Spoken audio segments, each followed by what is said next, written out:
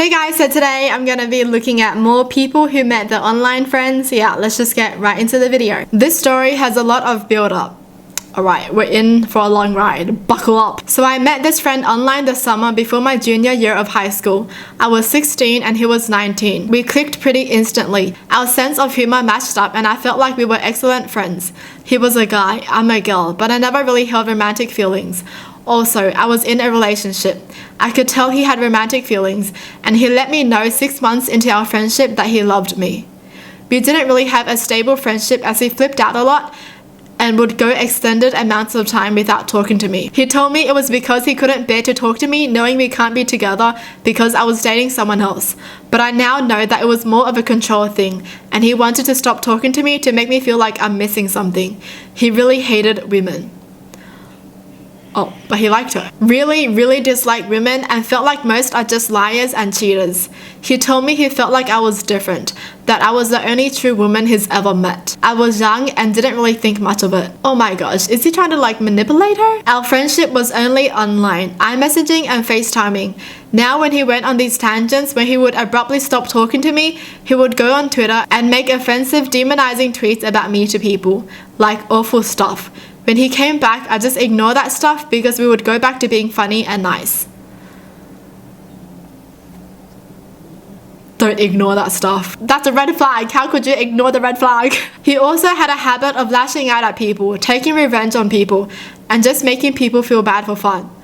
Oh no. This girl is just ignoring all the red flags. I thought I was special and that he really cared about me and would never do anything like that to me. Fast forward 2 years later, I'm now 18, freshman in college. In October, I broke up with my boyfriend, same guy as age 16. Took that as an opportunity. He would tell me he couldn't bear not seeing me and that basically we have to meet or it's all over. Now, I didn't really have romantic feelings for him. My love for him was platonic, but I figured I'll try the romance. I'll try to love him romantically. I couldn't lose him, so I impulsively bought a plane ticket to where he lives in December. My parents had no idea and to this day still don't. I was going to go away on a Friday, come back on a Monday. The college I go to is in a city with an airport, so it was easy to just Uber to the airport. This romance that I'm trying to project feels real and I genuinely felt that I loved him romantically. I was finally going to meet the guy I loved. Now leading up to the flight, about 1 to 2 weeks before, I started getting cold feet. I was questioning the legitimacy of my feelings and started getting on with a guy in a neighboring uni. Oh, this is a roller coaster. I started catching feelings for him and kissed him a day before my flight. At that point, I had already decided I didn't want to pursue romantically, and I figured, hey, we've been friends for 2 years. When I get there, I'll tell him I only want to stay friends. Yeah, he'll be upset, but I'm sure our friendship is worth more than that, and we'll be able to have a nice, enjoyable time together. How naive I was. I decided to go on the trip anyway, thinking that maybe seeing him would reignite that fire. Oh girl, please. Oh my gosh, this is so bad. We already know this is gonna end bad. So it's time for the flight. It's very early. I remember sitting on the plane contemplating walking out. I really just wanted to leave and not return. I should have listened to my gut. I arrive and I go outside of the terminal. I see him sitting in his car just staring at me, like a very malicious piercing stare. After a few moments, he gets out of the car. He looks different. It's strange because we have FaceTimed and I have seen pictures of him, but he just looks different, kind of creepier. That's a gut feeling, that's a gut feeling, that's a gut feeling. It's awkward. I feel awkward. We make small talk and awkward jokes, and at that moment, I wanted to be back in my dorm. Oh my gosh. Oh, that's so bad. We go back to his apartment and we go up to his room. I lay on his bed to sleep. Then I sit up and basically unload about how I don't want him romantically, only as a friend. He just started crying and begging me to tell him I love him. I tell him I can't do that.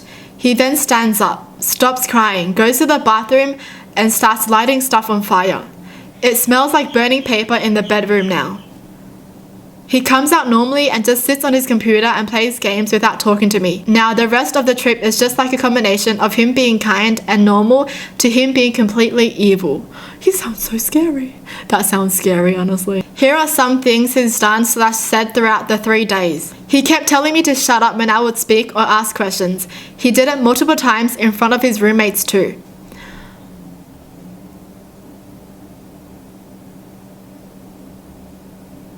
That is a no-no. Someone being rude to you in front of people and they don't care.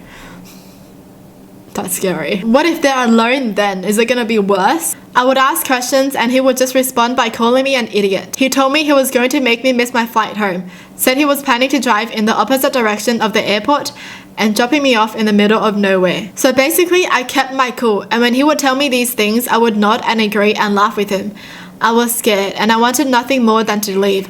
So I kinda kept it cool and spent my time trying not to upset him. Monday rolls around and my flight isn't until 8 p.m.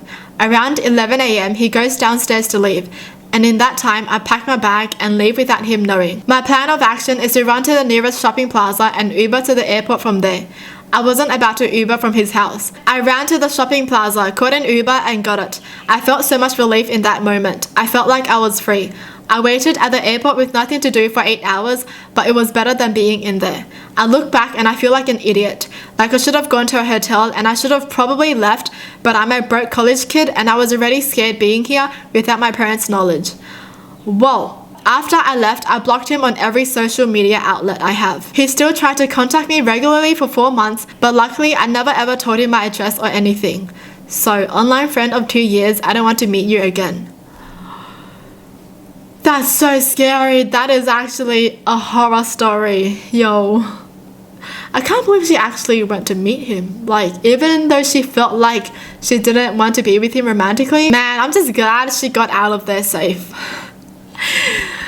Oh, that is scary. When my best friend and I were about 13, we met a dude through one of those sketchy anime forums. We had interesting conversations with him, so we added him on good old MSN Messenger. Ooh, I miss that. He was also one of the popular people in that forum, so we thought it was a good idea. I think he was around 24 when we met him. Wait. He's 24, talking to 13-year-olds? If that's not a red flag, I don't know what's a red flag. We would chat with him probably every day when we got home from school and so on. To us, he seemed as an open-minded grown-up that would solve our doubts and explain things. We would talk about music, video games, movies, anime, art, even our lives and issues at home and at school. He would tell us about his girlfriend, his family, his job, etc. He truly became one of our friends. Okay, for now it's harmless.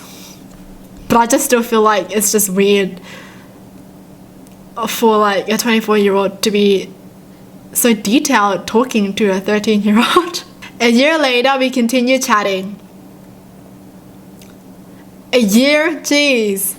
He grew increasingly attached to us after breaking up with his long-term girlfriend. It was around Christmas and he asked for my address to send us a gift. Oh no. Yo, please don't give a stranger your address, especially someone online. You don't know them. I didn't want to give mine and told him to get my best friend's instead, since we don't have mailboxes in my building and it would end up getting lost or stolen. He sent us a box with chocolates, a handwritten letter to each, and probably something else, I can't remember. Our friendship continued over the next years. On some occasions, he would mail us presents such as local chocolate, mangas, anime figures, and letters. I once got an entire sushi making kit delivered to the town's post office, and another time a custom-made silver necklaces. For some reason, the gifts he sent me always seemed more thought out than my best friend's. This started to creep me out, and when I was about 15, I realized how weird our relationship was. He knew too much about us, too much about me. Even though he was 2,000 miles away, if he decided to get into a plane and come to us, he would have found us right away. He would always talk about that, about wanting to visit. He said we were his best friends in the world. Okay. Alright. I have confirmed this is not normal. That means if she's 15 now, 2 years later, he's 26. A 26-year-old being best friends with a 15-year-old? Wait, where are his friends? I mean, surely if he did have any friends, they would tell him it's not normal. 15-year-old, 26-year-old. They're 11 years apart. On the other hand, I thought of him as an online friend and didn't want to meet him at all. Smart but not smart, because you said he knows where you guys were. He would come up with occasions that were appropriate for him to come visit us, and I would always come up with an excuse. I was tired and honestly creeped out, especially by all his affection that seemed more like an obsession. I then instigated a fight between him and my best friend. We blocked him and didn't talk to him for about 3 years, up until I was in my last year in high school and had my first boyfriend. For some reason, we decided to talk to him. I guess we felt bad for shunning and ignoring him for so long. My friend never got over the fact that it was actually my fault that we stopped talking to him. We unblocked him and started talking to him like nothing happened. He was as happy as ever and acted like this was nothing. He said how much he missed me, but that he didn't want to talk to my best friend because of their fight. I insisted, he obliged. We resumed our friendship. He sent us Facebook requests. I told him about my boyfriend, and he responded by saying he is an idiot. But instead of he used my boyfriend's full name. Wait, how did he know about his name? Did she tell him, or did he find out on Facebook? I didn't even share my relationship on Facebook because my parents didn't know yet. I thought my friend probably told him, so I just shook it off. Oh, but a couple weeks later, I received a bouquet of red roses with a note and chocolates. It was delivered at my dad's company. I was so scared. I blocked him from Facebook and urged my friends to do the same. He had added some of my school friends on Facebook. I decided to stop talking to him without any explanation. When I did, he stopped being interested in talking to my best friend. About 3 years later, I was living abroad. And of course, I made the same mistake. One day while chatting to my friend, we wondered what happened to him and decided to reach through Facebook. This time I apologized and told him about the flowers and how I didn't like what he did and that I could have gotten into trouble with my dad or my boyfriend. We spoke for about 8 months. Why does she keep coming back? Why did I keep doing that? If he creeps you out, just stop talking to him. Done. Until I moved to a big town for about a 4-month work contract. He found my workplace address since I had my workplace on Facebook and told me he was sending me a gift to lift me up. I thanked him even though I didn't like that he was mailing me something again, but thought, well, old habits die hard. One day at almost 5 p.m, he tells me that the delivery man was downstairs and that the receptionist wouldn't allow him to come in to drop the package and that maybe I should go and pick it up. I felt uneasy and found this situation a bit strange and told my coworker to come with me. There he was. Of course, my first thought. He was holding a bag that seemed pretty heavy. He tried to give it to me, but I didn't grab it. I didn't know how to react. I have a pretty expressive face, and I tried to hide my horror the best I could. I gave him a loose hug and said I had to go back to pick up my stuff. My coworker only understood my horror when I explained as fast as I could what was going on. Thank God she offered to walk with me to the train station. I didn't want to put him off as I was very nervous because didn't really know what he was capable of at this point. On our way to the station, I asked how long he was staying and why he was here. Before we got to the platform, I told him that I was tired and that we should meet another day. He insisted we go get dinner, but I refused by saying I had to work on a project that was due the next day. I didn't know what I was supposed to feel. I was so confused, I didn't know if I should try to be his friend or not. So how old are they now? I lost track. I felt like a bad person for not wanting to meet him after he took such a long trip to see me. Don't feel bad, okay? It was his choice to come there to see you, so you shouldn't feel bad about anything.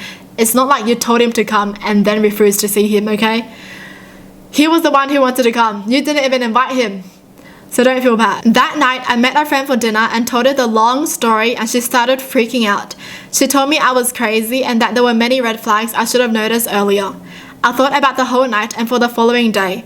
I came up with a plan and on Friday, I told him we should meet at 7 p.m. at a restaurant near my workplace. Before doing so, I met 2 of my girlfriends and my 6'5" guy friend. I told them the story and that I wanted them to come with me just to be on the safe side. We got there at about 6:30 and they sat on the table across me and waited patiently for about 30 minutes until he arrived. I spoke with him, told him I didn't want to see him ever again, that if he thought I was going to be happy with his surprise, he didn't know me at all, that not even my parents nor my boyfriend would ever think of showing up unannounced. I don't remember much more, but 30 minutes felt like ages as he tried to explain that he thought that seeing him would make me happy. This guy kinda delusional, eh? Like, she has blocked him several times and he's like, if she sees me, she's gonna be so happy. It's kind of odd how he didn't care that they cut him off for 3 years and he was still so happy to talk to her, you know? There's something odd about that. I said goodbye and rushed to the back door as fast as I could. My friends followed me and I quickly told my giant friend to follow him to make sure he left through the front door. He did. My giant friend said he seemed really sad. I haven't seen him nor spoken to him since. Thinking back, this probably wasn't the best thing to do, but it seemed like my only option at the time. I didn't want to just ignore him again and risk finding him in front of my workplace. My best friend reached out to him to talk about what happened. He said that he was sad about my reaction, yet he was super happy that he finally got to see me and hoped I would change my mind and befriend him again one day. That's it for the long story. That's the end. I'm so speechless. Please tell me what you guys think about this, because I just feel like the entire thing is just creepy. Everything was creepy. The fact that he showed up to her workplace unannounced is creepy. The fact that he was talking to her when he was 24 and she was 13 is creepy. The fact that he was just so happy that she was talking to him after blocking him for 3 years is creepy. So many red flags. The real red flag was honestly how young she was and how old he was when they started talking. I don't know, man. I'm so confused. Man, this was like a roller coaster. Like, she stopped talking, started talking, stopped talking, started talking, stopped talking, started talking. It's just so odd because I was expecting him to get angry, like the last one that we just read. I was expecting him to get mad, you know, but he never did that. But he was never mad. He was just happy. He was just happy the entire time. I just can't believe it. I'm just so shocked because, like, she gave him so many opportunities because it could have went very wrong. Like, everything was out in the open and he knew so much about her. You know what I mean? Like, I'm just glad that nothing happened. Thank gosh, right? Well, that's it for the video. Hope you guys enjoyed. Tell me in the comments down below what your thoughts are. And as always, thanks for watching. Hope you guys liked it. And I'll see you guys next time. Bye!